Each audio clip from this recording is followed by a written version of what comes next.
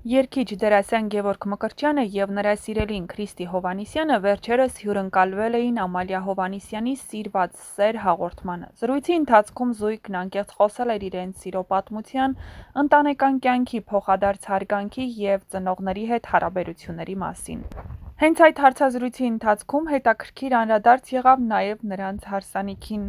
Զույգը պատմել էր, թե որքան հիշարժան ու ջերմ մթնոլորտ էր տիրել հարսանյաց արարողության ժամանակ, ինչպես նաև կիսվել էին ստացած նվերների և հյուրերի արձագանքի մասին, սակայն զրույցն ավելի սուր երանգ ստացավ այն ժամանակ, երբ հաղորդավարուհին Ամալիա Հովհաննիսյանը հետաքրքրվեց, թե ինչու դերասանուհի Ռոզա Դավթյանը ներկա չէր հարսանիքին։ Գևորգը փորձելով մեղմել իրավիճակը նշեց, որ ռեստորանում տեղերը սահմանափակ էին և բոլորին հնարավոր չէր հրավիրել։ Քրիստին էլ հավելեց, որ հարսանիքին հրավիրել է միայն ամենամտերիմ մարդկանց, իսկ Ռոզայի հետ ունեցած հարաբերությունը ըստ նրա եղել է բացառապես էկրանային, առանց անձնական մտերմության։ Բացի այդ, Քրիստին ընդգծեց, որ որոշ հարցեր կան, որոնք պետք չէ հանրայնացնել, իսկ Ռոզան սխալ է արել այս թեման հրապարակավ բարձրաձայնելով։ Զույգի խուսափողական և միևնույն ժամանակ զգուշավոր պատասխանը կարծես փորձ էր զերծ մնալ լրացուցիչ սկանդալներից և պահպանել իրենց նորաստեղծ ընտանիքի ներդաշնակությունը։ Օրեր առաջ տեղի ունեցավ Ռոզա Դավթյանի հարսանեկան արարողությունը և բնականաբար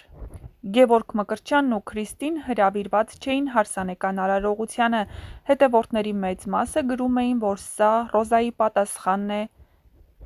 Գևորգ Մկրտչյանին ու Քրիստի Հովհաննիսյանին։ Եվ հենց այդ նույն օրը Քրիստի Հովհաննիսյանը սոցիալական ցանցի իր էջերում կազմակերպել էր հարց ու պատասխան, որի ընթացքում հետևորդները հնարավորություն էին ունեցել նրան ուղղելու իրենց հուզող հարցերը։ Ինչ կասեք մարդկանց մասին, ովքեր վատն են խոսում։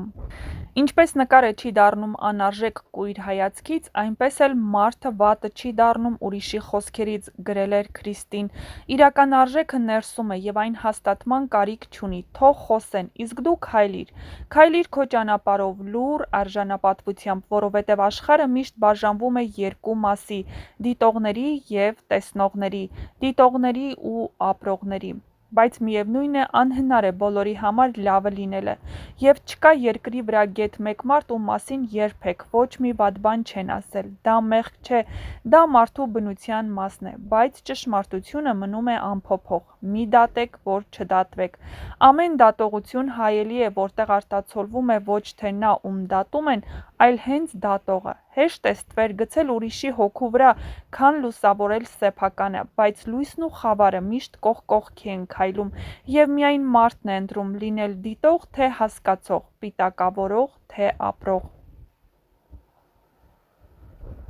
Իսկ այն հարցին, թե ինչն է ձեզ համար կարևոր ընկերության մեջ և ինչը չեք ընտրում մարդկանց մեջ, դերասանուհին ունի իր պատասխանը։ Ցանկացած մարդու կյանքում տարիների ընթացքում մենք ձեռք ենք բերում բազմաթիվ ընկերներ, բայց ժամանակի հետ նրանց թիվը նվազում է։ Հին ընկերությունները հաճախ մնում են միայն հիշողություններում, իսկ նորերը հայտնվում են միայն ամենադժվար պահին։ Երբեմն թվում է, որ ընկերությունը սկսում է ավելի արժեքավոր դառնալ, քանի որ ճգնաժամերում մնում են միայն նրանք, ովքեր իսկապես հոգ են տանում մեր մասին։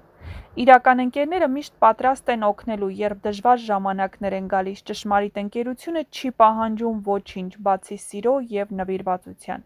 Ընկերությունը պետք է լինի փոխադարձ հարգանքի և սրտանց վերաբերմունքի վրա հիմնված։ Ես սիրում եմ անկեղծ մարդկանց, և եթե մեկն իսկապես կարևոր է համարում նա, դա կցուցադրի իր վերաբերմունքով, ոչ թե օգտագործմամբ։ Չեմ ընդունում չափազանց մեծամտությամբ լցված մարդկանց։ Նրանց համար իրենց արժանապատվությունն ավելի կարևոր է, քան պարզ մարդկային հարաբերությունները։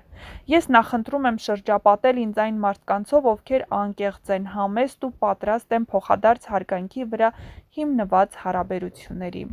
Կցանկանայիք այլ երկրում ապրել։ Ես ծնվել եմ Ռուսաստանում, բայց որոշ ժամանակ անց որոշեցի տեղափոխվել Հայաստան։ Ոչ մի երկիր չի կարող ինձ տալ այն, ինչ ինձ տալիս է իմ հայրենիքը,